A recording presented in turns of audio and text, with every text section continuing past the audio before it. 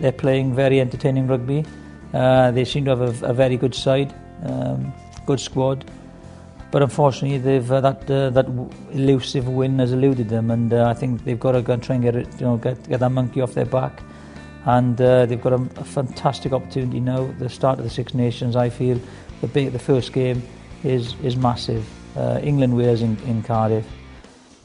Whoever wins that game, I think, will do exceptionally well in the championship. I think it's vitally important for Wales to have confidence, as indeed the other teams will be trying to do the same thing, but to have confidence from winning.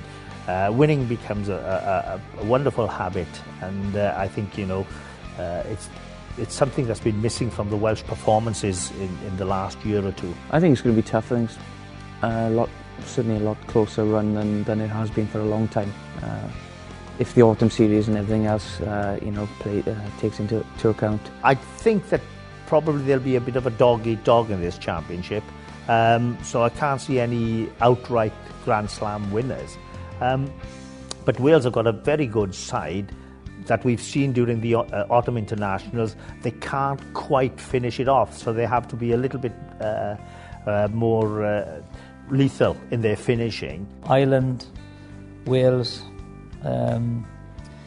France and England are close, and any one of those could win the championship. Scotland need to score tries. They've got a great scrum, they've got a great defence, but unfortunately the problem they don't score enough tries, and they're always going to be in a dogfight, whether it's against Wales, England, France, or even Italy.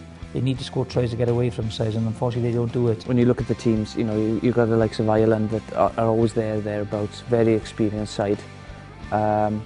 The only problem with Ireland is when they get a few injuries, they lose their consistency. But we've got them at home as well, which again is our advantage. But they are going to be tough. They are going to be, come first or second at the end of the Six Nations, I imagine. England, I thought, played very well in the autumn games. Certainly against Australia. They look to be playing really effective rugby there. Good combination, good forwards at the moment. I think they've had a few slight injuries in key areas, but you can never write them off again. Our home game, which gives us a little bit of an advantage, and that's our first game as well, so that's going to be really tough. France, what can you say about France? It depends what French side turn up on the day.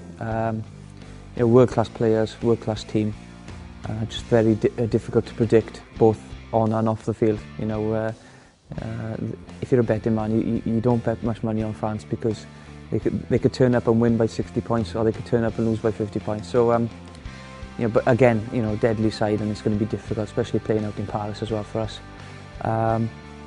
Scotland, again, we've got to go up to Murrayfield, very difficult place to go and play and win. And Scotland certainly seem to be a team that, when push comes to the shove, when they're under pressure, they seem to perform and pull it out their hat. So it is going to be tough. Italy as well, are a side that progressing year in, year out.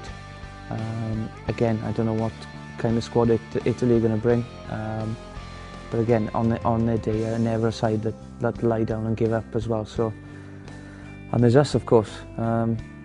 Perhaps didn't have the best of autumn games. Probably could have, should have, and nearly beat South Africa, Australia, South Africa, and New Zealand. Even having not played that well, but on our day, I'll still say that we can beat anyone. So, yeah, it makes for a good Six Nations, really. It's going to be very, very interesting, closer than maybe any other tournament that's been. So it's but the first game is crucial.